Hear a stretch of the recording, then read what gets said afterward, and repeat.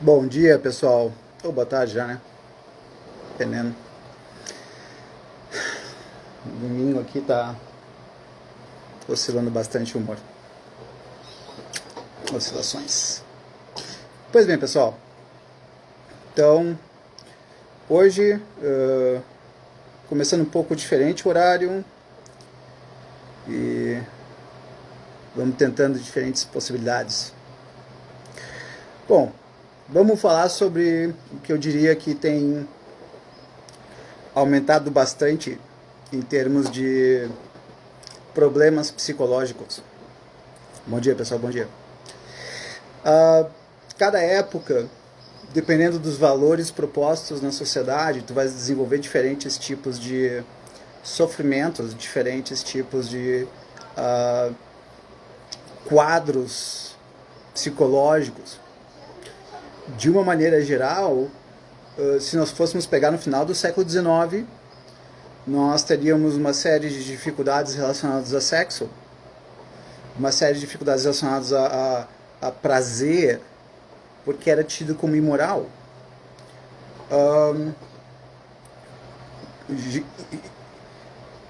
Em grande parte por uma questão religiosa. Então, a grande coisa que ficaria seria, bom, se nós fôssemos fazer uma leitura de possíveis quadros psicopatológicos, cada cultura tendo seus valores, tu já podes pensar mais ou menos o que tem de ser gerado de sofrimento.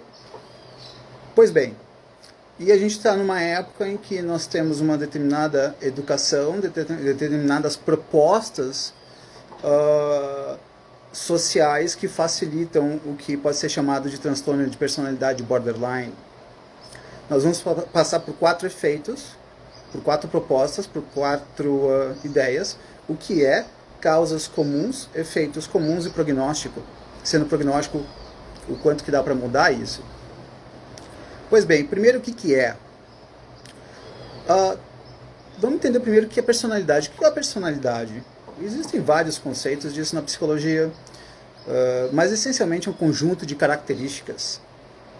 É um conjunto de características que se baseia essencialmente no que nós fazemos e nas causas de nós fazermos o que nós fazemos, assim como eventuais efeitos. Então, essas características, o conjunto delas, seria a nossa personalidade. Muito foi discutido sobre quanto é mutável a nossa personalidade, e ora, se nós podemos alterar uma ou outra dessas características, é porque nós poderíamos mudar a nossa personalidade. Difícil colocar isso de uma maneira mais ampla, mas sim, nós podemos alterar a personalidade, embora seja por vezes bastante difícil. É importante colocar que o transtorno de personalidade borderline, ele foi muitas vezes, e ainda é muitas vezes, confundido com um transtorno bipolar. E é uma distinção bastante importante, porque altera a medicação, a maneira de abordar. Então, muitas pessoas eu já recebi que foram diagnosticadas com bipolar, transtorno bipolar, e não era bipolar, era transtorno de personalidade borderline. E a ideia vai ser que o transtorno de personalidade tem mais de 10 hoje em dia. Claro que isso aí vai alterando ao longo do tempo, vai ficar em 9, vai ficar em 50, não importa. Esses transtornos de personalidade, teve uma época que existia um conceito de psicopatia, que foi alterado, e depois personalidade antissocial, enfim, os nomes vão mudando, as caracterizações vão se alterando, então tudo isso faz parte do estudo da psicopatologia, enfim. Então o transtorno de personalidade borderline é um tipo específico de transtorno de personalidade, que tem uma série de características, e vamos a elas. Borderline, alguns podem chamar de limítrofe, fronteiriço, enfim. O borderline, uma das características vai ser a oscilação do humor. Então, de repente, a pessoa fica nervosa do nada, ela começa a ser agressiva, ou até mesmo muito triste, ela começa a chorar por nada. E, na realidade, esse por nada ou por pouca coisa é muito, só não é percebido. Então, a pessoa está conversando com vocês no almoço e daqui a pouco tu faz uma pequena crítica ou uma pequena comparação onde ela possa se sentir de alguma forma rejeitada, inferiorizada, e a pessoa imediatamente ela oscila de humor. Então, vamos só deixar claro esse conceito de oscilação de humor. As pessoas muitas vezes confundem a ideia de que a pessoa mudou do nada. Não, as pessoas sempre mudam por causa de alguma coisa. E esse por causa de alguma coisa, para o outro pode parecer nada, mas para quem oscilou o humor, pode ter sido o equivalente a pisar numa mina de guerra terrestre que a pessoa não viu. Então, está se comentando alguma coisa e o homem ou a mulher que teria o transtorno de personalidade ouve alguma coisa como você errou, ou você está mais velho, você engordou, ou qualquer coisa que seria considerável dentro da cultura de alguma forma algo relativamente ruim, e imediatamente oscilação. Então, esse é uma das características maiores. E daqui a pouco, da mesma maneira que a pessoa ficou triste, da mesma maneira que ela ficou raivosa, ela pode ficar bem. E são humores que podem oscilar várias vezes ao longo do dia. Essa é uma das características. Só isso não constituiria o conceito de transtorno de personalidade borderline. Nós temos a outra, que é vitimização. Tem algumas frases sobre vitimização que eu gosto muito. Uma é: a culpa é minha, eu coloco ela em quem eu quiser, se não me engano é do filósofo Homer Simpson. A outra é: errar é humano, colocar a culpa no outro é mais ainda. Eu gosto muito dessa também. São pessoas que muitas vezes, quando elas erram, elas dizem: eu não errei, quem errou foi o outro comigo. São pessoas que elas podem o tempo inteiro estar distorcendo, e aqui é uma outra característica, está distorcendo o real e dizendo que a outra pessoa que está errando com ela, a outra pessoa fez com ela o que na realidade ela fez com a outra pessoa. Então ela diz: você me agrediu na hora do almoço ao falar isso, então por isso eu respondi de maneira agressiva, mas não fui eu que comecei. São pessoas que são capazes de serem demitidas de 2, 3, 4 empregos no mesmo ano, e se tu perguntares para elas, se elas errarem alguma coisa, elas vão dizer: não, o meu chefe tinha medo da minha competência, as pessoas tinham medo, eu tinha um colega que queria puxar meu tapete. São pessoas que não erram, os outros erram com elas. E muitas vezes elas vão distorcer o real de tal forma que tu vai dizer: mas não foi isso o que aconteceu. O que aconteceu foi outra história. E aqui tem um aspecto muito simples de mecanismo de defesa dos seres humanos, que é simplesmente dizer que não, eu vou entender o mundo de uma maneira que me faça bem, então tudo que o outro errou comigo, eu falo que o outro errou comigo. Perdão, tudo que eu errar com o outro, eu vou dizer que foi o outro que errou comigo. Então, de uma maneira geral, eu não erro. Acaba sendo uma outra característica. Eu não erro senão em coisas pequenas. O transtorno de personalidade borderline vai ter tudo isso, vai ter a distorção do real, vai ter a ideia de que não erra, vai ter uma vitimização, vai ter uma oscilação grande de humor. E isso tudo, obviamente, vai dificultar a vida de diferentes maneiras. A gente já chega lá. São pessoas que muitas vezes desenvolvem compulsão sexual por álcool, agressividade. Vamos lembrar que isso é um aspecto que às vezes soa estranho quando eu coloco, mas enfim, as pessoas podem desenvolver compulsão por agressividade. Tem pessoas que são agressivas constantemente porque a agressividade dá prazer, e tudo que der prazer é uma possível fonte de compulsão. Então as pessoas podem ter compulsão sim por raiva, perdão, por raiva não, por agressão, tá? Sobre raiva seria uma outra coisa. Pois bem, são pessoas que muitas vezes provocam autoflagelo. O que seria o autoflagelo? É muitas vezes se machucar, se cortar. São pessoas que eventualmente elas podem pegar uma gilete e cortar o braço. Algumas pensam nisso como sendo direcionar agressividade contra si. Não é exatamente necessariamente. Muitas vezes o se cortar Quem se corta explica que enquanto está se cortando, a dor de se cortar é menor do que a dor emocional, então ao se focar na dor de se cortar, diminuiria ou aliviaria uma dor emocional. Claro que não é a melhor forma de fazer, obviamente, mas é uma das características comuns, embora não necessariamente sempre. São pessoas que têm uma agressividade que vem na forma muitas vezes de palavras, vem na forma de muitas vezes físicas, pessoas altamente agressivas, muito críticas. Então isso vai dar uma série de efeitos. Nós depois vamos colocar os efeitos disso em outros aspectos da vida. Por exemplo, imagina uma pessoa com transtorno de personalidade borderline e agora ela é uma mãe, um pai. Quais os efeitos disso nos filhos? A gente já chega lá. Então, a outra parte é uma profunda dificuldade de autocrítica saudável. Muitas vezes, quando tem os momentos de autocrítica, esses momentos de autocrítica são cheios de vitimizações, cheios de dizer eu sou uma porcaria, eu não presto, e chora bastante, e depois está bem de novo. E muda relativamente pouco. E 3 mecanismos comuns de defesa que quem tem transtorno de personalidade borderline usa. Agressividade intensa. Então são pessoas que muitas vezes vão gerar medo no outro. Facilitam, de novo a gente volta para isso depois, facilitam muitas vezes relacionamentos abusivos. Então a agressividade alta é uma forma muitas vezes de se defender. Porque na realidade tu estás atacando até para não ser atacado, então não precisa nem haver na realidade o ataque para se defender, tu já atacas ao achar que vai ser atacado. O Rodolfo coloca, e aí Rodolfão, a existência de uma dessas características do borderline também é prejudicial, algumas delas podem gerar o transtorno de personalidade. Pois é, Rodolfo, uma dessas características apenas tu não vai chamar de transtorno de personalidade, tá?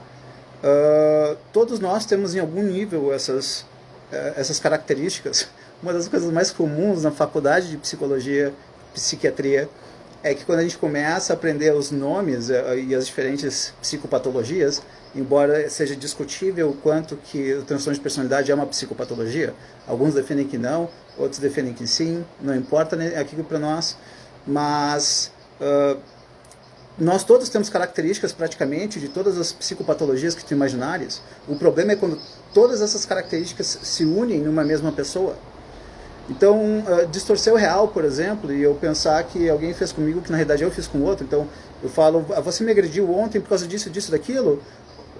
Quase todo mundo faz isso, quando na realidade eventualmente foi eu que teria agredido, mas eu só lembro da outra agressividade da pessoa contra mim, ou eu apenas digo que o outro falou para mim o que eu na realidade disse. Então é muito comum nós fazermos essas alterações, essas percepções. Rodolfo, e para todos nós, esse óculos aqui é um óculos normal, tá? E ele não tem nenhum tipo de tinta, ele não altera a imagem, ele não é um óculos escuro, nem coisa alguma nesse sentido.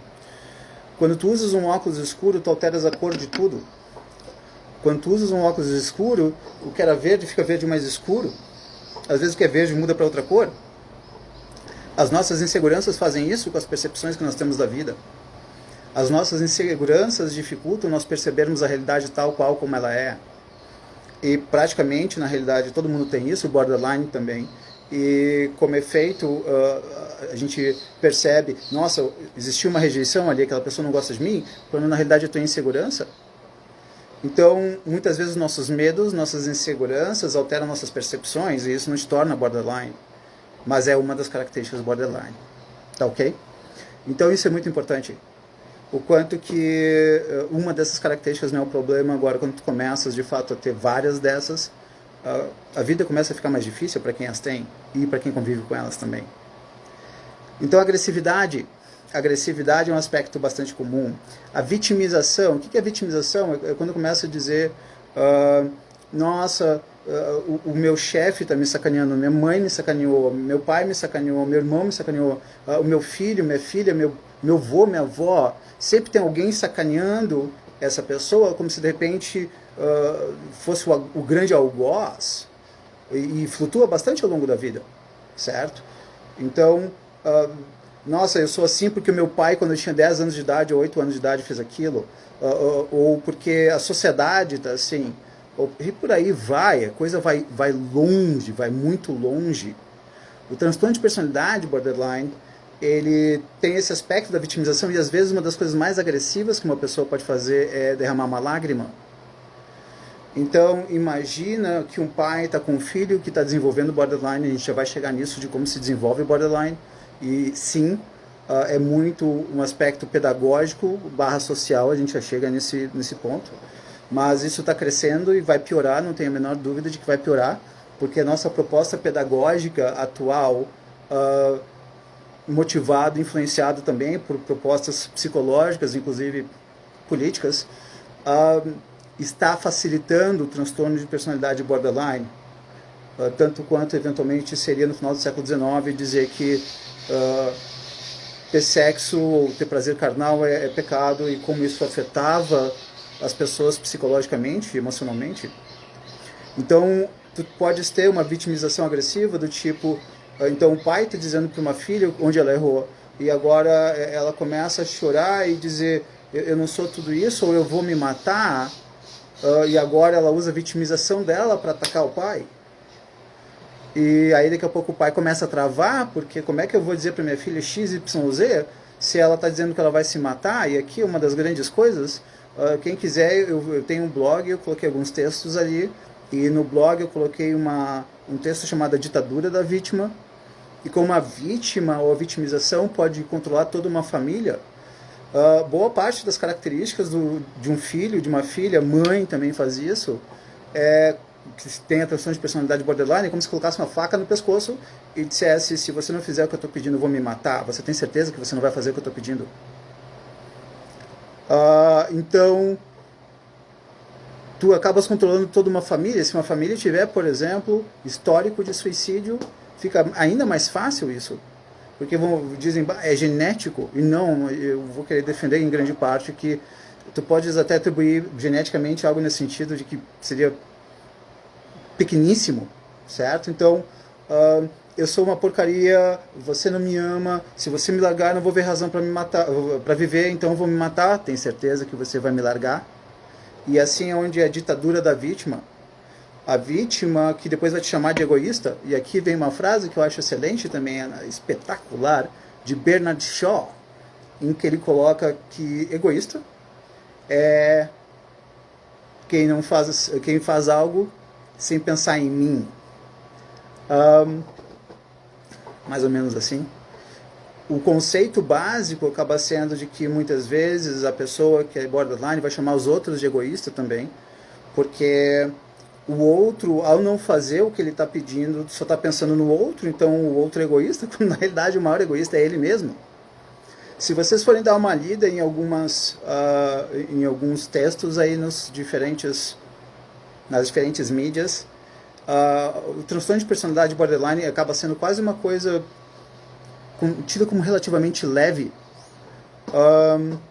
E não, transtorno de personalidade borderline é tudo menos leve. A Ana coloca cada frase que é dita aqui me soa familiar.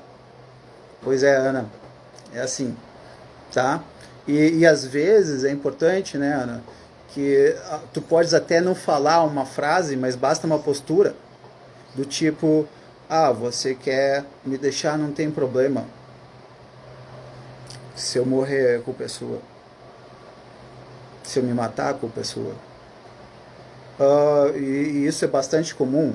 De novo, é uma ditadura, realmente uma ditadura. Mas a gente vai entrar ainda daqui a pouco, colocando ainda mais como isso manipula os pais, os filhos, marido, esposa e por aí vai.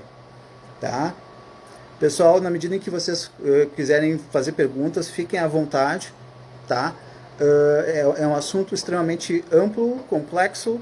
Fiquem à vontade para aprofundar uma ou outra ideia, porque claro que o tempo que nós temos aqui não é o suficiente para, de repente, responder aspectos mais específicos.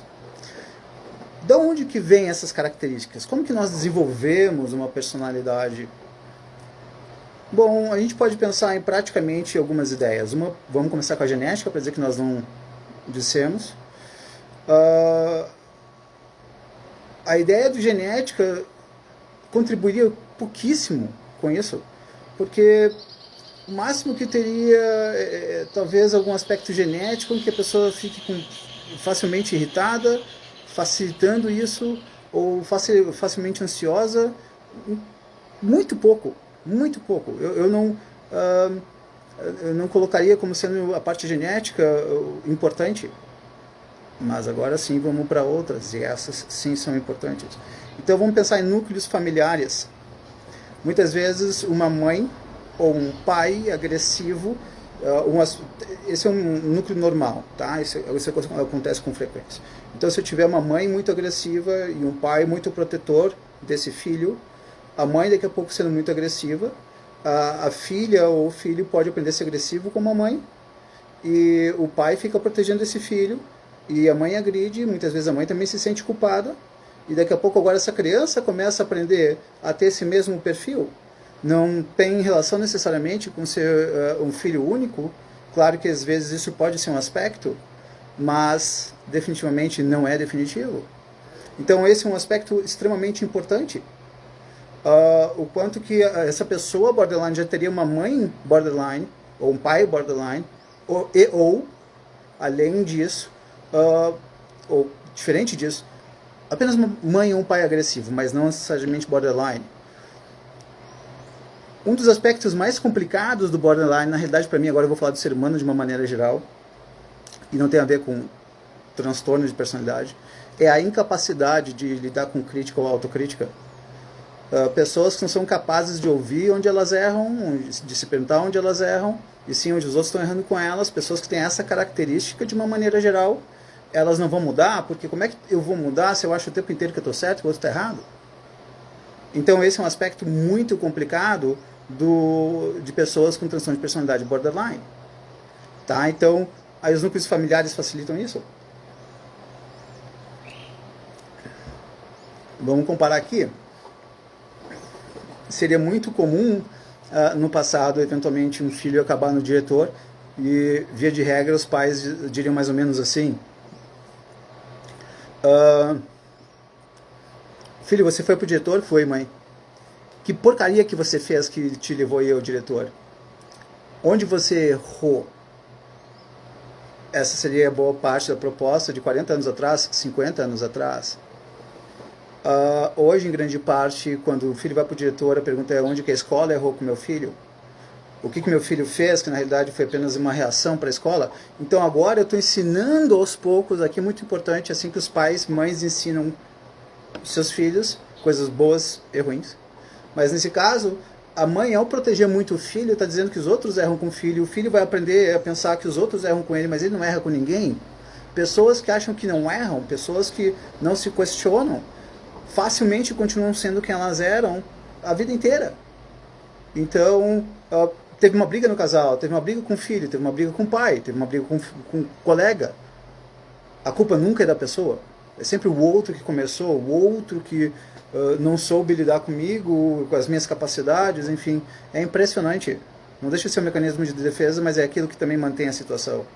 Então, as propostas pedagógicas, por exemplo, eu me lembro na faculdade de psicologia, uma das ideias na década de 90 é como é que a gente pode educar, na realidade da década de 90, não na década de 80 mais ou menos, começou a ser implementada na década de 70, mas ganhou peso mesmo na década de 90 para cá. Então, como é que eu educo uma criança sem punição, sem dizer não, sem frustrá-la, só motivando ela para coisas boas? Isso é um absurdo. Primeiro porque a vida não é assim. Então, como é que tu vai se considerar uma boa educação boa se na realidade tu estás ensinando a pessoa a lidar com um mundo que não existe? É por isso que é uma péssima educação essa proposta. Eu não estou dizendo que a ideia é bater, óbvio que nunca é bater, mas a ideia é punir. Tu tens punições extremamente saudáveis na vida. Então, se a criança não estuda, ela perde o celular por um dia, 2 dias. Qual o problema de fazer isso? Não tem a ver com violência física, certo? Então, uma série de propostas pedagógicas nas escolas, sendo levadas inclusive para dentro das casas, estão praticamente dizendo para as crianças que elas não erram, e a criança que na realidade vai aprender o que é importante para ela, então ela não vai ter exigências, esforços, e aí a criança na realidade vai se tornar completamente despreparada para o mundo, que muitas vezes ela vai sendo protegida, daqui a pouco a gente vê os desdobramentos disso na vida profissional, afetiva, enfim, mas sim, nós temos uma psicologia, uma pedagogia que colocou uma série de ideias que está facilitando essas características. E aí, Luizão, aí o Luiz coloca, a manipulação e a sedução tem a ver? Com terapia ou medicação esse quadro pode acabar ou é crônico? Pois é, existe uma real manipulação quando tu colocas a ideia de vitimização. Às vezes, imagina uma filha dizendo para a mãe, mãe, meus amigos vão viajar e eu não vejo sentido em viver se não tiver amigos. Será que você pode pagar essa viagem para mim? Porque eu acho que se eu não viajar talvez eu não queira viver, mas enfim. Então agora imagina uma filha dizendo isso para a mãe de maneira mais ou menos direta.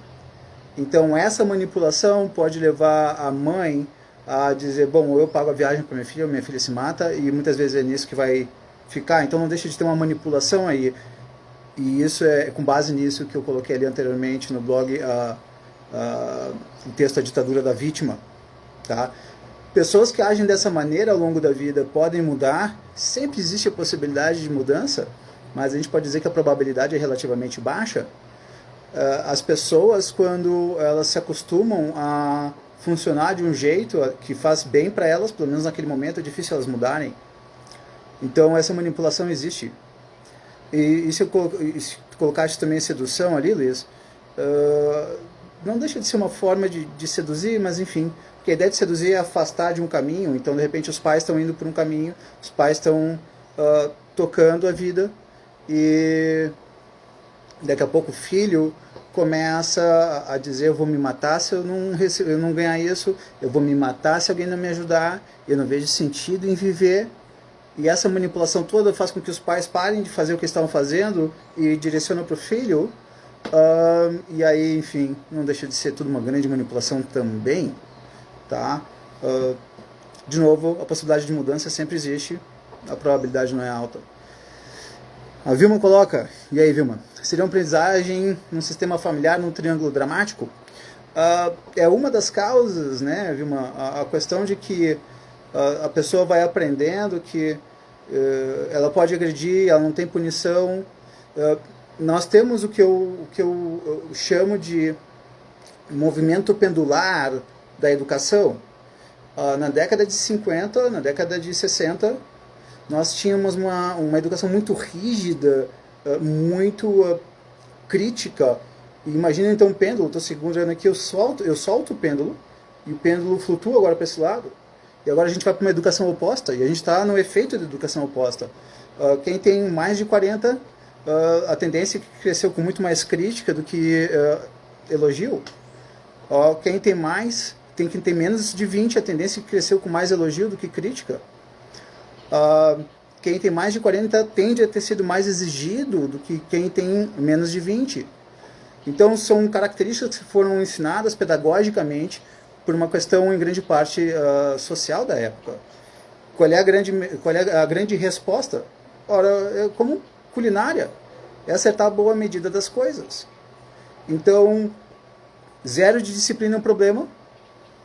Eu costumo dizer que entre exigir demais de um filho ou de menos, eu prefiro exigir demais, porque em consultório, na vida, é mais fácil a gente dizer para alguém que está correndo, pedir para ela caminhar, do que dizer para alguém que está deitado e dizer para começar a correr. Então, se eu exigir muito de uma criança, se tiver que pecar por um dos dois lados podem ser considerados pecados, mas eu colocaria pelo excesso de exigência. Tá? Mas o que a gente tem em grande parte é que isso está sendo levado para dentro das famílias. Então, os pais têm que ajudar os filhos a estudarem. Então, os filhos não aprendem a estudar sozinhos, eles não aprendem a se exigir. A criança não pode mais ser, em grande parte, muitas vezes, não pode repetir o ano. Eu não vou nem entrar no mérito desse último ano da pandemia e o nível de ganho de aprendizagem que foi ridículo, principalmente para o pessoal de até 12 anos. Tá? Então, de uma maneira geral, a ideia acaba sendo que essas propostas pendulares elas acontecem, as propostas pedagógicas, os valores culturais de diferentes épocas vão influenciando na personalidade, tá? Eu me lembro quando eu estava no 5º ano de faculdade, em 2000, e tinha alguns professores que eles falavam muito de uma sociedade que não teria frustrações ou aspectos de comportamentos considerados coercivos. E aí a ideia era, nossa, vamos viver sem sofrer, mas que coisa ridícula. Então, enfim, eu entendo de onde veio, eu entendo que a proposta era boa, mas não pensaram nos efeitos. Tem filhos que dizem, eu quero fazer o oposto do que meu pai fez comigo. E a hora que tu falas isso, na realidade tu vai tirar todas as coisas boas que tu aprendeste com teu pai do teu filho. Então, se teu pai te exige demais, agora eu vou facilitar demais pro meu filho. Ora, se tu facilitares demais pro teu filho, ele não aprende a se defender. Se ele não aprende a se defender, como é que ele vai aprender a lutar, estudar, se esforçar, se posicionar num trabalho? Sem a menor dúvida, Armando, colocando essas coisas são bastante importantes. De uma maneira geral, a ideia acaba sendo que antes o grande culpado era a criança e de repente, por um lado, isso era por vezes obviamente injusto, mas pelo menos ela aprendia a ter que lidar com a frustração, ela aprendia a ter que lidar com a exigência. Hoje não. Hoje a culpa é de todos, menos do próprio filho, da própria filha. Tá? Então, proteção demais tem hoje em dia na educação, ajuda demais, exigência de menos, elogio demais, crítica de menos, está deixando as crianças inseguras e ao mesmo tempo muitas vezes com uma alta autoestima num aspecto completamente irreal, muitas vezes colocado para elas que elas têm um nível de inteligência que eventualmente elas não possuem, e aí quando elas saem de casa o mundo é outro e aí elas batem e aí começa a dar outros efeitos, tá? Então, agora vamos falar de transtorno de personalidade borderline e os efeitos comuns familiares. Então, como eu falei, em grande parte, uma postura comum de quem tem transtorno de personalidade borderline é como se eu segurasse uma faca no meu pescoço e dissesse para meus pais, ou você faz o que eu estou pedindo ou eu me mato. E às vezes é os filhos em relação aos pais, mas às vezes tu tens, agora vamos pensar em alguém com 30 ou 40 anos com transtorno de personalidade borderline, ou 50, não importa. Essa pessoa pode estar o tempo inteiro dizendo, se você se separar de mim eu me mato, se você for morar fora do Brasil, diz para os filhos, se você for morar longe de mim ou não me valorizar, eu me mato também. Então são pessoas que fazem o que com as outras? Elas geram culpas nas outras. Pessoas vitimizadas provocam culpas nas outras pessoas com facilidade. Então, tu fazes uma pessoa se sentir mal ao buscar a própria felicidade. Tu faz uma pessoa ficar dependente de ti porque ela não consegue sentir a culpa que é colocada nela. Então, alguém com transtorno de personalidade borderline pode dizer para o esposo ou para a esposa, você pode viajar com seus amigos, não tem problema algum, eu fico aqui, se eu ficar chateado e eu me matar, a culpa vai ser de quem viajou. E a pessoa que ia viajar agora não viaja mais e agora ela está refém da vitimização de quem tem transtornos de personalidade. Então isso provoca efeitos com familiares e os torna reféns muitas vezes, eventuais amigos que a pessoa com transtorno teria, com esse transtorno teria, os amigos podem começar a se afastar. Então são pessoas que conseguem manter um relacionamento muitas vezes por meses, mas não anos, porque essa postura, esse comportamento constante afasta as pessoas gradualmente, tá? Então são pessoas irritadiças, muitas vezes elas estão agressivas e do nada, tá? Aparentemente do nada. Então são pessoas que vão ter dois tipos de relacionamentos afetivos íntimos, basicamente ou abusivo, ou seja, vai ser alguém que é passivo e a pessoa borderline vai ser agressiva e vai ser colocadora de uma série de situações. Tem uma expressão em inglês que seria passive-aggressive. A tradução seria passiva-agressiva, não é uma que eu gosto muito, eu prefiro da ideia de a vitimização agressiva. Ao me vitimizar, eu agrido. Você está me fazendo mal e olha o quanto você não cuida bem de mim e por aí vai. Então, dentro da própria vitimização, eu digo que o outro é ruim. E a Vilma coloca, porque a vítima é sempre inocente. Ah, Vilma, essa é uma que a gente precisaria de calabresa cebolada e cerveja, ou algo que valha, para poder se aprofundar.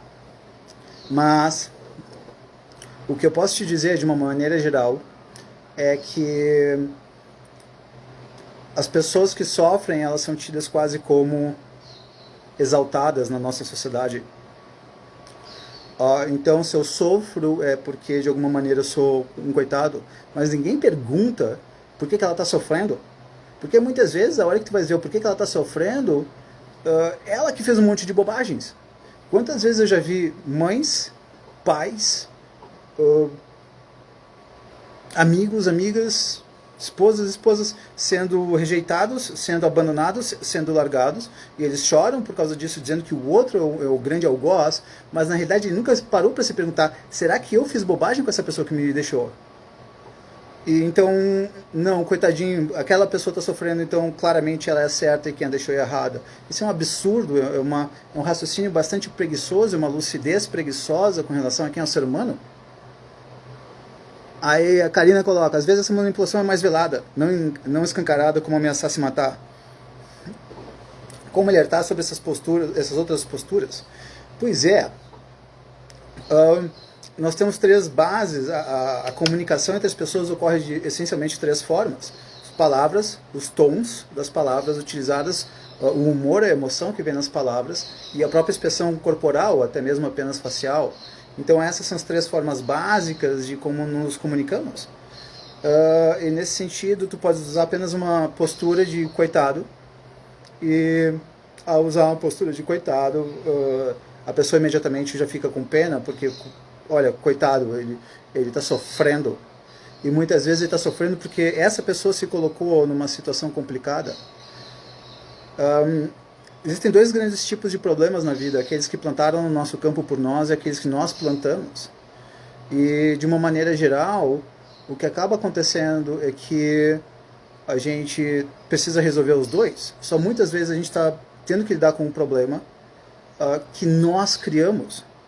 E esse é um problema complicado. Quantas pessoas que vocês conhecem já fizeram a seguinte pergunta: fui demitido, a culpa é minha? Meu marido, minha esposa me largou, a culpa é minha. Eu não fui um bom marido, uma boa esposa, um bom filho, uma boa filha, um bom funcionário, um bom chefe, e por isso eu fui demitido. A maioria das pessoas não faz isso. Então, esse é um aspecto complicado. Se eu começo a ouvir de alguém apenas como os outros erram com ela, mas ela erra com ninguém, isso para mim já faz minhas orelhas ficarem bem atentas. Pessoas que nunca erram e sim os outros, pessoas que são sempre vítimas de tudo e algozes de nada, pessoas que são assim, facilitam, é uma dica de, no mínimo, ter essa característica. Pessoas muito agressivas, que são também vitimizadas, onde os outros erram e oscilam muito de humor e tem algum tipo de compulsão, já começa a ser outras dicas. Pessoa com baixa autoestima aumenta a chance de se relacionar com uma pessoa borderline. Oi, Gabi. Sim, tu podes pensar nesses termos, porque de uma maneira geral, a pessoa com uma baixa autoestima facilmente é meio submissa. Facilmente vai aceitar que ela errou onde ela não errou. Então, o marido chega em casa, só para dar um exemplo meio massificado, e a mulher trabalhou tanto quanto ele fora de casa, e aí ele vira para ela e diz: cadê minha comida? Como assim não está pronta minha comida? Que tipo de mulher você é? E aí ela, por baixa autoestima, por uma característica mais passiva, ela diz desculpa. A hora que ela diz desculpa, a crítica dele fez ela se sentir mal sobre ela, e ela pede desculpa, que retroalimenta o bem-estar dele sobre ele, facilitando o relacionamento abusivo. Então, sim, não é só assim que o relacionamento abusivo acontece, mas certamente pessoas borderline têm facilidade de desenvolver um relacionamento abusivo, certo? Porque eles vão ter essa postura de estarem sempre certos, e a pessoa que tem uma baixa autoestima tem facilidade de acreditar que está errada quando ela não está. Tá? Então, sem a menor dúvida, facilita. Então, duas situações comuns com pessoas com transtorno de personalidade borderline e relacionamentos afetivos é ou uma relação abusiva. A diferença do relacionamento abusivo e tóxico é que o abusivo tem quase um esquema parasitário. Então eu parasito o outro. Tá? Então a fraqueza do outro me alimenta. Mais ou menos isso. Tá? E aí eu me sinto melhor por causa disso. Então essa é uma das características de relacionamentos com pessoas borderline. A outra que é comum, mas aí praticamente o oposto dela já, que vira uma guerra diária. Todos os dias brigando, porque a pessoa que na realidade é borderline, muitas vezes ela vai ser praticamente quase incapaz de aceitar qualquer erro dela, e aí ela vai estar querendo o tempo inteiro mostrar que o outro está errado, só que às vezes o outro não estava errado, o outro defende a própria coisa, a própria ideia. Ah, você disse isso ontem para mim? Sim, eu disse isso ontem para você por causa daquilo, mas na realidade aquilo que você fez foi muito pior do que o que você disse, o que eu disse, e por aí vai. Aí fica um mecanismo complicado para burro. Então, sim, são pessoas que vão ter dificuldade de manter relacionamentos por muito tempo, relacionamentos, obviamente, saudáveis. Tá? A vida profissional, como é que vai ser de uma pessoa borderline? Tende a ser um caos, certo? Ela tende a ser demitida de vários empregos ao longo dos anos, e daqui a pouco ela vai começar claramente a dizer, óbvio, fui demitida por causa do meu chefe, ou porque fulano me ferrou, e por aí vai. Então, não está aprendendo coisa alguma, são pessoas que tendem a profissionalmente se darem mal a médio e longo prazo. Elas não param para pensar onde eu errei. Isso é um problema, é um abacaxi do cão. Enfim, então não errou. E aí ela vai perdendo emprego, cada vez mais ganhando menos, porque as pessoas vão vendo pelo currículo que ela vai ficando mais... as pessoas começam a não confiar mais muito nela. Como assim a pessoa trabalha em 3 meses, é demitida, trabalha em 6 meses em outro lugar e é demitida também, trabalha em 4 meses e é demitida, trabalha 1 ano e é demitida? Essa pessoa tem um problema emocional. E é verdade, ela tem. O problema é que só ela acha que ela não tem. Tá? Que na realidade os outros que têm problemas com ela. Então a vida profissional costuma ser complicada e portanto a vida financeira também. E aí são pessoas que vão perdendo situações financeiras, vão perdendo empregos, vão perdendo relacionamentos familiares, vão perdendo relacionamentos íntimos. O que acontece? Depressão. E às vezes nem depressão vem, mas facilmente, enfim, tristezas, isolamento e por aí vai, facilitando a depressão e sim um nível de suicídio alto, justamente por causa disso. Tá? Porque ela vai cortando todas as possibilidades de fontes de prazeres na vida, de boas amizades. Então, enfim, esses são efeitos comuns na vida de borderline, e infelizmente complicado. Oi, Regiane. A Regiane coloca, Bário esquizofrênico pode ter crises e voltar naturalmente ao normal? Olha, essa é uma flutuação, sim, Regiane, pode acontecer. Contudo, a esquizofrenia, de uma maneira geral, precisa de medicação mesmo, tá? E, infelizmente, muitas vezes, se parar a medicação em algum momento, é possível que volte a ter surtos ao longo de toda a história. Então, a pessoa esperar que ela volte ao normal sem medicação pode acontecer. Eu não esperaria. Eu proporia psiquiatria, medicação e terapia, tá? Então, enfim, pessoal, esses são os efeitos comuns nos familiares, em relacionamentos, na vida profissional, nos amores, na depressão, facilitando tudo isso também o suicídio. Tá? E aí vamos para o prognóstico, que é a ideia de qual o nível de possibilidade, probabilidade de mudança com uma pessoa de transtorno de personalidade borderline, e é ruim. Pessoal, vocês podem ver várias dicas hoje em dia, de crianças com 10, 11, 12, 13 anos de idade que já estão desenvolvendo essas características. Eu já vi isso aos montes, infelizmente eu vi essas características se transformarem em sim uma pessoa com transtorno de personalidade borderline. Psiquiatricamente, psicologicamente, só pode dizer que a pessoa tem esse transtorno de personalidade depois dos 18, porque senão poderia ser alguma coisa em termos de ajustes ou rebeldias normais da adolescência. Não existem rebeldias normais da adolescência. Isso é o maior papo furado que eu já vi na minha vida. Não existem características de rebeldia normais de crianças, ou de adolescentes, ou de adultos. Não existem fases na vida de um ser humano. No que se refere a fases em termos psicológicos, pode ser orgânicos, mas não psicológicos. Não é normal uma criança, não que não seja normal, é normal, mas não é que seja uma fase que não precisa ser cuidada. Então a criança mente, ela bateu no outro na escola e disse que o outro que bateu nela.